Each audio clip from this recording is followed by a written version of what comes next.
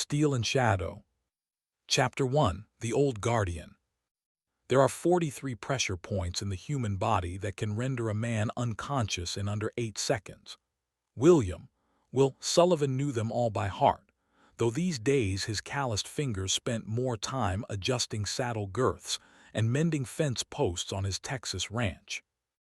26 years with naval special warfare had weaponized every inch of his 6'2" frame, but the 5 years since he'd hung up his combat boots had been a deliberate march toward reclaiming something he'd nearly lost along the way: his humanity. From the edge of his sprawling property, the distant lights of Austin glittered like fallen stars, a world apart from the tranquility of his 50 acres of rolling pasture land. Will's wife Catherine claimed he was burying treasure in a horse pasture, her subtle way of saying he was wasting his potential, while she carved her path up the political ladder as campaign strategist for senatorial candidate James Montgomery. Their 20-year-old son, Daniel, simply wanted his family to feel like a family again. None of them could have foreseen how the approaching Texas primaries would transform their strained dynamic into a deadly game where political office would be the least of what hung in the balance. The evening air carried the scent of mesquite and summer dust, as Will and Daniel lay prone at the makeshift shooting range they'd constructed at the eastern border of the property. The Remington 700 rested against Will's shoulder like an old friend, its barrel trained on an improvised target 600 yards downrange. "Remember, the breathing is everything," Will murmured, his voice weathered by years of barking orders in combat zones whose names most Americans couldn't pronounce. "Slow inhale for 4, hold for 4, squeeze during the natural respiratory pause. That's where perfect stillness lives." Daniel absorbed each word, his concentration absolute. These evening sessions had become their sacred ritual since his return from the University of Texas Veterinary Program for summer break. Will had noticed something different in his son's demeanor this time, a newfound guardedness that hadn't been there before. "When was the last time Mom actually ate dinner with us, Dad?" Daniel asked, his eyes still pressed to the scope. "Christmas, and even then she was on her phone most of the time." Will remained silent. There was no good answer. Catherine had transformed since accepting Montgomery's offer 18 months ago. The practical woman who once managed their ranch, accounts in faded jeans, now navigated Austin's political circles in designer suits, her formerly simple hairstyle replaced by a salon-perfect coif that cost more than a month's hay delivery. Her scent had changed too, from the lavender soap she'd used for years to something French and complex that seemed to announce her entrance a full minute before she walked into a room. The harsh electronic chirp of his phone fractured the evening's tranquility. Will knew the caller without looking. "Will, sweetie," Catherine's voice came through with that peculiar smoothness she'd developed, like honey poured over gravel. "The strategy meeting's running long tonight. We've got polling numbers to analyze and the primary's just weeks away. Don't wait up. James believes." James? Will caught his son's concerned glance. When had Senator Montgomery become the familiar James? "Senator Montgomery," she corrected with thinly disguised impatience. "He believes this election could reshape Texas politics for a generation. You understand the importance, right?" Will understood only that his wife now spoke a language foreign to their 22 years of marriage, the dialect of polling numbers and donor calls. He felt her slipping away, like trying to hold water in cupped palms. "Sure, Kath, Daniel and I will manage." And they did, reheating the brisket Will had smoked the previous weekend, setting places at the hand-built oak table that had been his first project when they'd purchased the ranch. They ate in companionable silence, punctuated only by the lazy ceiling fan's rhythmic creaking and the occasional nickering from the stable. "She's forgotten what you always said about the teams," Daniel said finally, setting down his fork. "About how you never abandon your people no matter what." Will remembered those words. He'd first spoken them the day after he'd lost his swim buddy in a Helmand Province ambush, when he'd promised himself that family would always come first, that some bonds transcended duty itself. The doorbell's chime cut through his thoughts like a combat knife. The porch light illuminated Catherine's silhouette through the frosted glass, and behind her, the tall, broad-shouldered figure of James Montgomery. "Will," Catherine swept in, trailing a cloud of that expensive perfume. Her tailored pantsuit probably cost more than the quarterly property taxes on their entire ranch. "We've got incredible news." Montgomery extended his hand with the practiced confidence of a man accustomed to commanding rooms. His silver-streaked hair and custom suit projected the carefully cultivated image of a statesman, though we'll notice the softness around his knuckles, hands that had never known real work. "Commander Sullivan, your reputation precedes you. SEAL Team 6, Bronze Stars with Combat V, counterterrorism operations on 3 continents." Montgomery's firm handshake came with a politician's smile, all gleaming teeth and calculated warmth. "That's ancient history," Will cut him short. He'd never appreciated having his service record trotted out like credentials at a cocktail party. "Perhaps not as ancient as you might think." Montgomery settled into Will's favorite armchair with the casual entitlement of royalty claiming a throne. "I've received credible intelligence about a threat against my campaign. Opposition research gone dangerously off the rails, nothing more, but I prefer taking precautions." Daniel stood silently in the kitchen doorway, arms crossed, watching the interaction with narrowed eyes. "I need security, Will, not some rent-a-cop from a third-rate agency, a professional, someone battle-tested." Montgomery leaned forward. "Someone I can trust with my life." "I left that world behind," Will shook his head firmly. "I've got different priorities now." Catherine knelt beside his chair, taking his work-roughened hands in her manicured ones. Something that resembled desperation flickered across her features, or perhaps a carefully staged approximation of it. "Think about it, Will. This could be our chance to spend time together again, like we used to. Isn't that what you've wanted?" Will studied his wife, momentarily glimpsing not the polished political operative, but the spirited Austin graduate student who'd laughed at his awkward pickup lines 23 years earlier. The woman who'd endured deployments that stretched into months without complaint, who'd given birth to their son while he was halfway around the world hunting high-value targets. "I'll consider it," he conceded.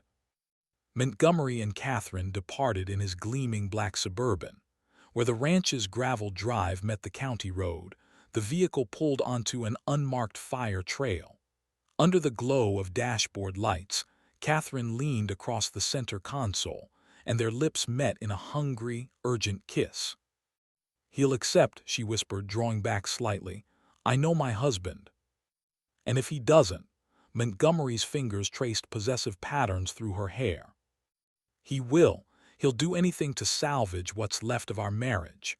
Her laugh contained no trace of the woman who had knelt before her husband moments earlier. "Even though I've already chosen you." Back at the ranch, Daniel joined his father on the porch, passing him a bottle of Shiner Bock. "Something about this stinks worse than the South pasture in August, Dad.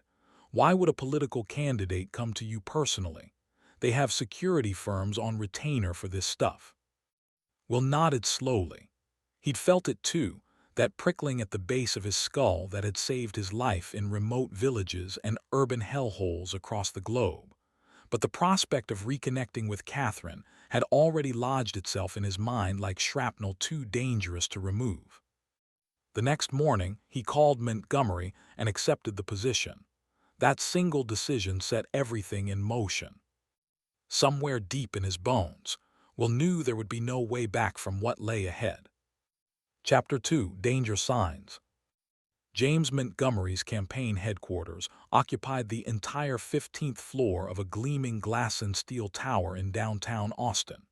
Will parked his weathered Ford F-250 in the underground garage, feeling conspicuously out of place among the Lexus SUVs and German luxury sedans. He adjusted his tie, a strangling noose he hadn't worn since his last Pentagon briefing, and took the elevator upward. The security checkpoint might as well have been decorative. The young guard, with his pressed uniform and clean fingernails, barely glanced up from his crossword puzzle. Will made a mental note to address this vulnerability immediately. Will, Catherine emerged from a conference room in a tailored cerulean dress that accentuated her eyes, a leather portfolio clutched to her chest. I'm so glad you reconsidered. I barely slept last night thinking about us, about everything we've let slip away. Will studied his wife, searching for traces of the woman who'd taught herself bookkeeping to manage ranch finances while he was deployed. He'd accepted this assignment after a night spent staring at the ceiling, weighing options against consequences, before concluding this might be their final opportunity to salvage 2 decades of shared history. I've been thinking about us too, he kept his voice low as staffers hurried past, their attention fixed on smartphones and tablets. Maybe you're right. Working together might help us find our way back. A flicker of something, guilt, triumph, crossed Catherine's face before her professional mask fell back into place. James is eager to see you. His office is at the end of the hall. His wife navigated the campaign headquarters like a native, greeting staffers by name, her heels clicking authoritatively against the polished concrete floors. The headquarters hummed with the energy of young political operatives who all shared the same look, ambitious, overworked, true believers in whatever their candidate was selling. Ah, the man himself. Montgomery rose from behind an imposing glass desk as Will entered. I confess, I wasn't certain you'd agree. Catherine mentioned you'd become quite attached to that ranch of yours. Time for a change of scenery. Will clasped the offered hand, nodding the senator's grip lacked the necessary firmness. All show like his campaign promises. What do you think of our operation here? Will conducted a deliberate visual assessment of the office, mentally cataloging each vulnerability. Corner office with floor-to-ceiling windows on 2 sides. Perfect triangulation point for a skilled marksman from any of the 3 surrounding buildings. We'll need ballistic film on these windows immediately. Your desk is positioned for the view, but it makes you a stationary target. Computer screens visible from the hallway, information security nightmare. And your access control is a joke. Montgomery's practiced smile dimmed several watts. Catherine, give us a moment, would you? Will noticed how his wife's gaze lingered fractionally on the politician before she stepped out. Something in that look scratched at his awareness, but the thought evaporated when an aide burst through the door. Senator, you're due at Zilker Park in 40 minutes. The Environmental Coalition is waiting. The day accelerated into controlled chaos. Will inspected routes, positioned staff, briefed drivers. He felt dormant instincts reawakening, training and muscle memory that had been temporarily shelved but never truly forgotten. Zilker Park teamed with environmental activists and supportive voters. Will maintained his position 3 steps behind Montgomery on the makeshift platform, scanning the crowd with practiced efficiency. Movement in the periphery caught his attention. A man in a worn denim jacket pushing forward, hand reaching inside his coat. What happened next condensed into microseconds. A metallic glint in the stranger's palm, the distinctive arc of an object launched through the air, a trajectory Will had witnessed countless times in combat zones. He didn't think. 26 years of training bypassed conscious thought entirely. One fluid motion knocked Montgomery to the ground, Will's body becoming a human shield. A second movement brought him rolling upright, intercepting the thrown object midair. He clutched it against his chest, prepared to absorb whatever came next. Seconds stretched to infinity, crowd screams, security radio chatter, distant sirens. No explosion followed.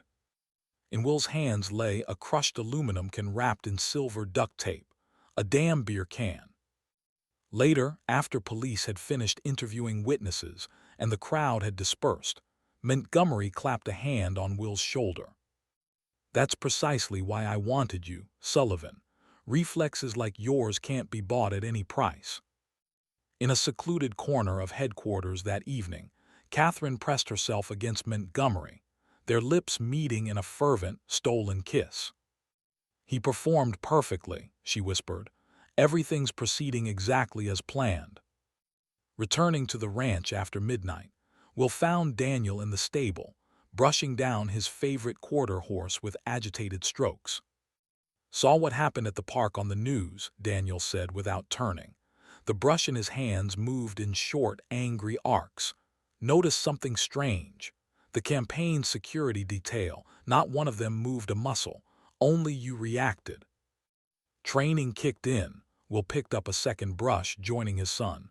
"In those moments you don't think, just act." "No, Dad, you're missing it," Daniel turned, frustration evident in his posture. "I watched the footage 3 times. Those guards stood like statues, almost like they knew it wasn't a real threat. And Mom, she didn't even flinch, like she was checking off boxes on a list."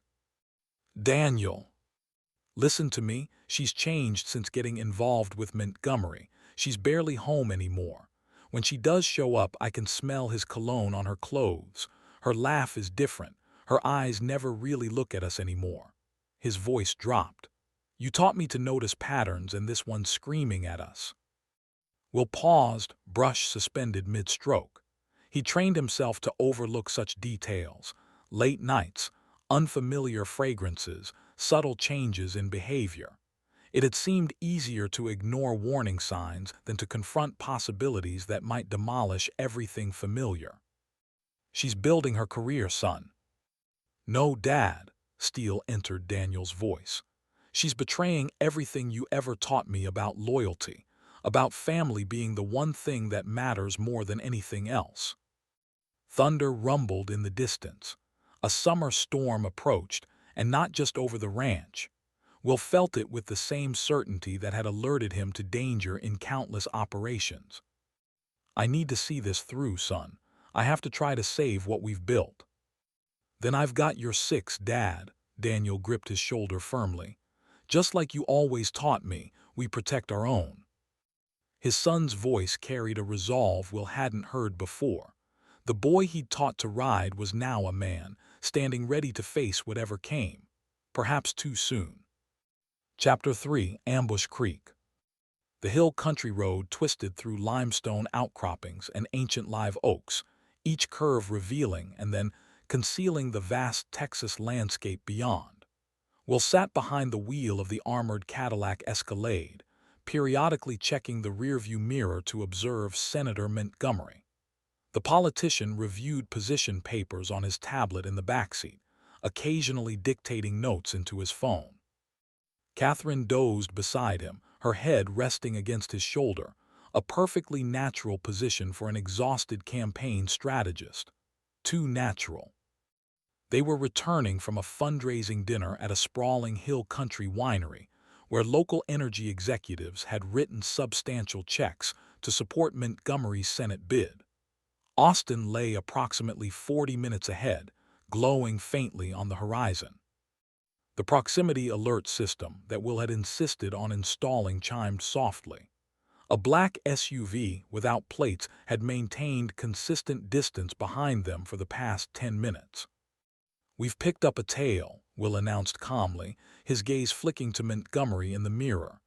"Black Chevy Tahoe, 2 vehicles back." "Perhaps just coincidence." Montgomery set his tablet aside, his voice betraying little concern. "A second identical vehicle joined 3 minutes ago at the last intersection, both without plates." Catherine awoke with a start, alarm flashing across her features, or a remarkably convincing performance of alarm. "Will, what's happening?" Before he could answer, they rounded a bend to find a third SUV positioned diagonally across the narrow road ahead. Classic ambush configuration, 2 behind, 1 blocking escape. Will had encountered this setup on 3 continents. "Brace yourselves," he said simply, then floored the accelerator. "Have you lost your mind?" Montgomery lurched forward against his seatbelt. "You'll kill us all. If we stop, that becomes a certainty." 8,000 pounds of armored Escalade slammed into the blocking vehicle at 55 miles per hour. The impact sounded like a wrecking ball hitting a shipping container. The collision jolted them violently, but the vehicle's reinforced frame performed as designed. Only Montgomery's papers exploded through the cabin like startled birds. Will coaxed every ounce of performance from the Escalade as they continued toward Austin. Their pursuers fell behind, presumably stopping to assist their companions in the wrecked vehicle. "What the hell were you thinking?" Montgomery finally found his voice again. "That was criminally reckless." "If we'd stopped, the outcome would have been certain." Will remained focused, his hands steady on the wheel. "That wasn't random. 3 vehicles, coordinated approach, road blockade, professional operation." "Dear God," Catherine pressed her hand to her throat. Then the threats were genuine after all.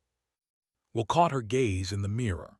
Something in her expression seemed wrong, excessive fear following a crisis already resolved, as though she dreaded something entirely different than what had just occurred. State troopers located the abandoned SUV 2 hours later. It had been stolen from a San Antonio shopping mall 3 days earlier. No fingerprints, no evidence trail. Professional tradecraft. Arriving home well after 2 a.m., Will found Daniel at the shooting range. Beneath the waxing moon's glow, his son methodically dry-fired the Remington, practicing acquisition and trigger discipline with mechanical precision. "Couldn't sleep." Will approached quietly, yet Daniel showed no surprise at his presence. "Been thinking about what you said regarding Overwatch positions." He lowered the rifle. "Will you teach me properly everything you know?" "What for?" "Because I see what's happening, Dad. Mom practically lives at campaign headquarters now. When she does come home, she smells like whiskey and another man's aftershave. And today you nearly died too." Will studied his son and recognized a mirror of himself, the version who, 30 years earlier, had sworn an oath to defend his country against all enemies. Daniel was right, they needed insurance, especially now. "All right," he withdrew a key from his pocket. "There's something you should see." Behind the tack room, concealed by a feed storage cabinet that swung outward when properly unlocked, lay a small chamber Will had reinforced with concrete and steel. Inside stood a gun safe holding the weapons he couldn't bring himself to surrender when he'd left active duty. MK-13 Mod 7. He removed a precision rifle from the safe, the same platform that had saved his team during a mountain ambush in northern Afghanistan. The finest long-range system ever fielded. "This is what earned me distinguished marksman status 3 years running." They spent the next 3 hours field stripping and reassembling the weapon until Daniel's movements became fluid and automatic. Dawn was breaking when they finally secured the hidden armory. "What separates elite operators from merely competent ones?" Will asked, his hand resting on his son's shoulder. "Not skill, though that matters. It's judgment, knowing when to engage and when to wait, sometimes waiting for hours in absolute stillness, and complete conviction in the righteousness of your actions." "Like you on the road tonight." "Exactly. Sometimes decisions must be made in microseconds, and you must be prepared to accept whatever consequences follow." They couldn't know that at that precise moment. Catherine lay awake in her bed at their shared home, staring at her phone's glowing screen. A message from Montgomery illuminated her face in the darkness. "Perfect execution. He's proven his reliability. Proceed to final phase." She deleted the message and closed her eyes. In the darkness of her bedroom, Catherine Sullivan smiled, an expression neither her husband nor her son had ever witnessed. Chapter 4: Target Acquisition. The day before the primary election, James Montgomery's campaign headquarters vibrated with nervous energy. Will sat alone in the security office, methodically reviewing surveillance footage from the previous 72 hours. This final comprehensive security audit represented his personal tradition dating back to his first command: attention to detail, had saved his team more than once. 4 monitors displayed different zones of the building: corridors, lobby, service entrance, parking structure. The routine vigilance of a man who'd spent 26 years identifying threats before they materialized. His finger moved automatically between camera feeds, 10-minute intervals, methodical visual sweeps, noting personnel movements and access patterns. Footage from the previous evening: a darkened 15th floor corridor outside Montgomery's private office. A familiar figure in a cream-colored suit, Catherine. She glanced both ways before slipping through the office door. Nothing unusual. She was his chief strategist after all. Will was about to advance to the next feed when something nagged at his subconscious. That same instinct that had warned him of IEDs and ambushes. He reversed the playback. Catherine enters the office. 2 minutes later, Montgomery arrives. Standard late-night strategy session. Will's finger hovered over the controls. Something about their relative positions when Montgomery entered seemed oddly intimate. The security camera in Montgomery's office had been positioned to monitor the entire perimeter. Will had personally specified its placement during his initial security assessment.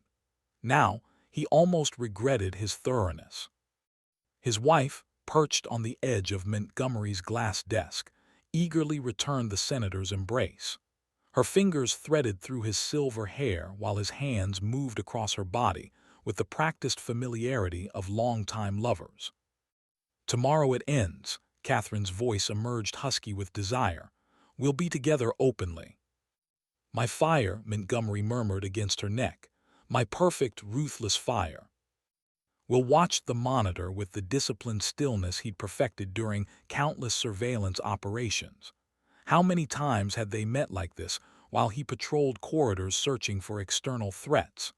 The true betrayal had unfolded directly beneath his vigilance. The recording continued. Their encounter progressed atop the desk where security protocols had been reviewed that very morning. Will couldn't force himself to stop the playback. Something within demanded he witness everything, absorb the full magnitude of his failure. "I love you," Catherine whispered, and these words, once sacred between them, now pierced Will with surgical precision. Montgomery responded, but Will no longer registered the audio. One thought dominated his consciousness. Everything had been calculated deception. Each word about repairing their marriage, every glance, every touch. Even his employment here formed part of some elaborate scheme. He sat motionless in the darkened security room, feeling something cold and terrible crystallizing inside. Not anger. He'd mastered controlling rage during his first deployment. Not pain. He'd grown intimately familiar with compartmentalizing suffering. This was something different, resembling the absolute clarity that descended in the instant before executing a high-risk operation. His phone vibrated, a message from Catherine. "Darling, remember tomorrow's the big day. All staff briefing at 7:30 sharp." His fingers hovered above the screen. What response could possibly suffice for a woman who had betrayed not merely his trust, but 23 years of shared life, who had transformed their marriage into an elaborate cover story, and his loyalty into a tactical resource? "I'll be there," he typed simply. Tomorrow, the final day of his contract, primary day. He would see this through, not for her, not for Montgomery, but for the man he had always been. A man who completed his mission, regardless of personal cost. Will erase the surveillance recordings, all except one, now secured on a flash drive in his pocket. He rose, feeling as though he'd aged decades in minutes, and stepped into the hallway. In the lobby, he encountered Catherine. She appeared flawless, not a single hair out of place, her makeup perfectly applied. His wife, a stranger wearing familiar features. "Will, sweetheart, you look exhausted." She reached to straighten his tie with practiced affection. He stepped backward, almost imperceptibly, but she registered the movement. Concern flickered across her expression. "Just focused on tomorrow," his voice remained steady. "Big day ahead." "Yes, tomorrow everything changes." She offered the smile he had once treasured. "Indeed," Will replied, "everything changes." He walked out into the evening, where the Texas sunset painted the sky bloody crimson. Somewhere in the building, his wife might already be reuniting with her lover. Meanwhile, he would perform his duty, until completion, because William Sullivan knew how to wait and knew how to act, and most importantly, knew how to recognize the moment when waiting must end. Chapter 5: Crosshairs. Do you know the worst part of betrayal? Not the deception itself. A man can prepare for that possibility. Not the pain that eventually scarifies like battlefield wounds. The truly unbearable element is the moment of choice, when you could reciprocate treachery with equal measure, but something fundamental within you resists. Something that preserves whatever remains of your soul. Will Sullivan contemplated this while standing on James Montgomery's limestone patio that warm July morning. Primary day dawned like a campaign promotional photograph. Manicured lawn extending toward infinity, expensive outdoor furniture arranged with casual precision. The aroma of single-origin coffee drifting from the kitchen's commercial espresso machine. The overnight polls are beyond our most optimistic projections. Catherine emerged onto the patio, immaculate in her tailored pantsuit. She placed a coffee cup before Montgomery with practiced intimacy. "By tonight, James, you'll be the party's nominee." Will observed them, feeling something coil tighter within his chest. Did they know he'd seen their recorded encounter? Did they suspect how completely their betrayal had gutted him? He noticed the unmarked van first, professional vigilance never truly deactivated. The vehicle approached with deliberate slowness, like a predator stalking wounded prey. No license plate, heavily tinted windows, textbook approach. Time expanded as it does only in combat. The passenger window descended with calculated slowness, and morning sunlight glinted off blued steel. This was the pivotal moment. 1 second, an eternity for decision-making. The professional warrior and protector within him had already begun moving forward, prepared to shield his principal. But the husband, betrayed by his wife of 23 years, whispered, "Pause, just hesitate. 1 second's delay and justice prevails." No one would ever suspect deliberate inaction.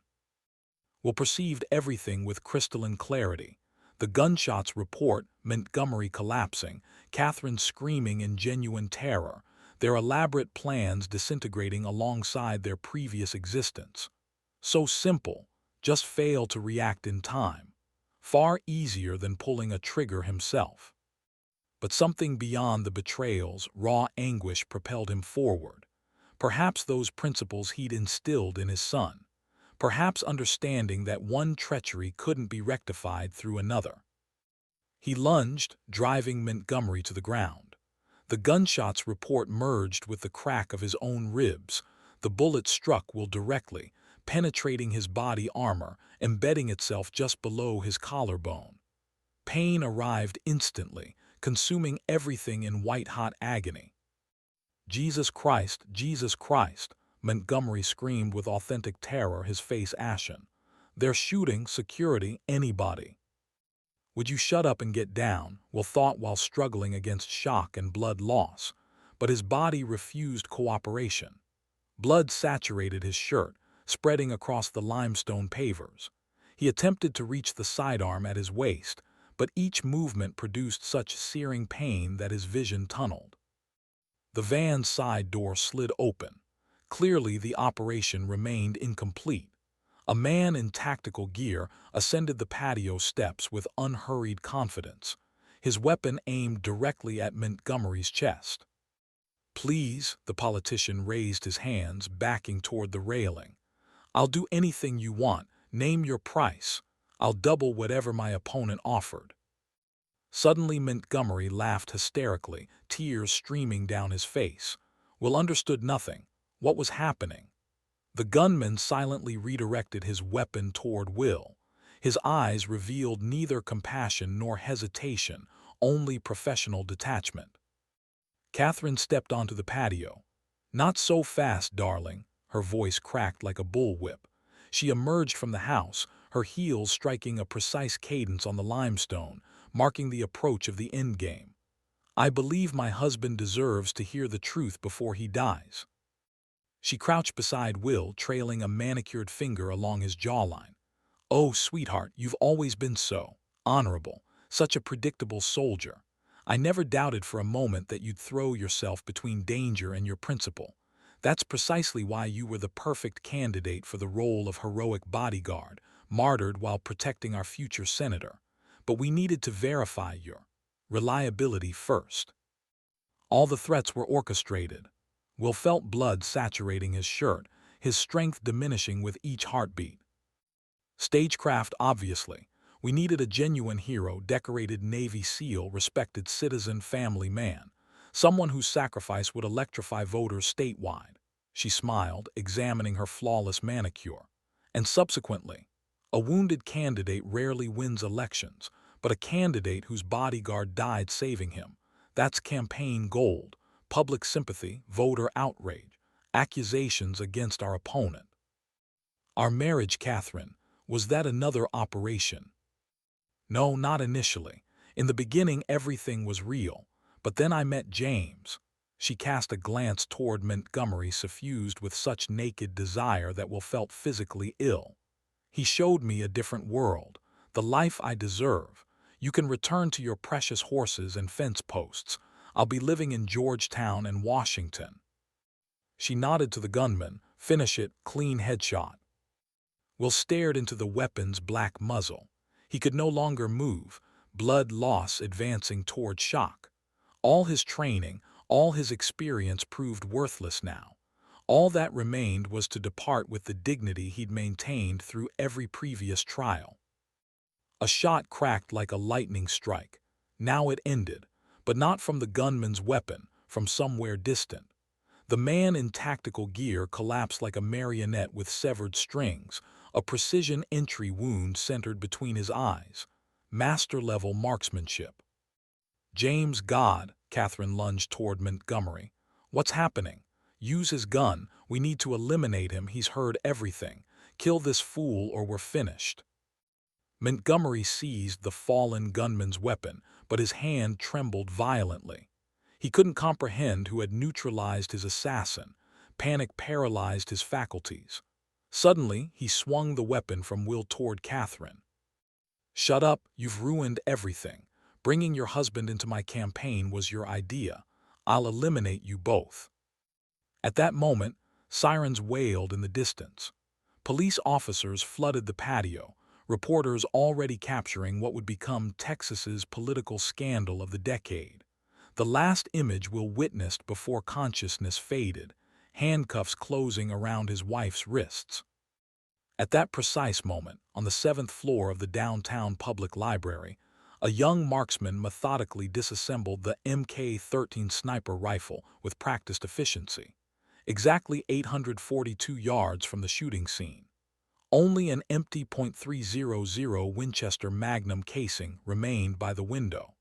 The young shooter secured the weapon in its transport case, exactly as his father had taught him. Chapter 6, Clear Shot. Truth resembles a bullet. Once fired, it travels an unerring path and inevitably finds its mark. Sometimes this requires microseconds, sometimes decades, but the outcome remains inevitable. Will Sullivan opened his eyes in a hospital room 3 days after the shooting. His son's face was the first thing he registered. Daniel sat beside the bed, clutching a battered UT Longhorns cap, the same one they'd worn fishing on Lake Travis when he was 13. "Welcome back to the land of the living, Dad." His son's voice sounded hoarse, as though he hadn't slept since the incident. "Doctors say you should buy a lottery ticket. The bullet missed your subclavian artery by 4 millimeters. Will attempted to sit upright, but searing pain lanced through his torso. Some wounds require longer healing than others. "It was you." Not a question, but a certainty. Deep within, he'd known from the moment that life-saving shot had echoed across the property. 7th floor of the Central Library. Daniel nodded. The same steely resolve Will had witnessed in countless mission briefings throughout his 26-year career, now reflected in his son's eyes. Remember what you taught me about precision shooting, that the critical factor isn't the shot itself, but the patience to wait for the perfect moment. He paused. I waited, shadowed your movements since you took this assignment. Something warned me that things weren't what they seemed. I maintained overwatch positions whenever possible. But the rifle, the MK-13, how did you access it? Retrieved it from your hidden armory last week. Found your cache years ago, actually. Junior year of high school. Footsteps echoed in the corridor. Federal agents arriving to take statements. The trial commenced 6 weeks later. The courtroom overflowed beyond capacity. Journalists, political operatives, ordinary citizens. Everyone wanted to witness justice delivered in person.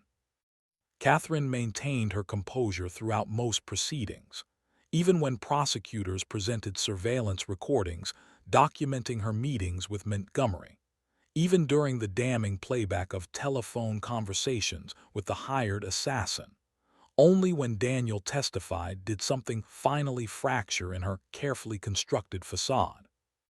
Defendant Catherine Sullivan, the judge's voice resonated through the hushed courtroom. You stand convicted of conspiracy to commit murder, criminal conspiracy, attempted subversion of the electoral process. This court sentences you to 30 years imprisonment without possibility of parole. Montgomery received a life sentence. His political aspirations lay shattered, along with Catherine's dreams of influence in corridors of power. Media headlines proclaimed, "Father and son thwart political assassination. A family of warriors. How military values defeated betrayal. 2 generations of heroes defend democracy." The story of a father and son willing to sacrifice everything for principle became emblematic of American values. When Will finally returned to the ranch, his first destination was the stable. Daniel was already there, grooming his quarter horse with methodical strokes. "You know, son," Will ran his hand along the rough cedar beam still fragrant with hay and saddle oil, "I've been considering. What if we transformed part of this property into a training facility?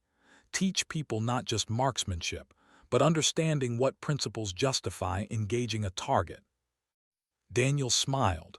"What about your veterinary program? You'll finish your degree. Those skills will be valuable here. We'll expand the stables, build something that matters."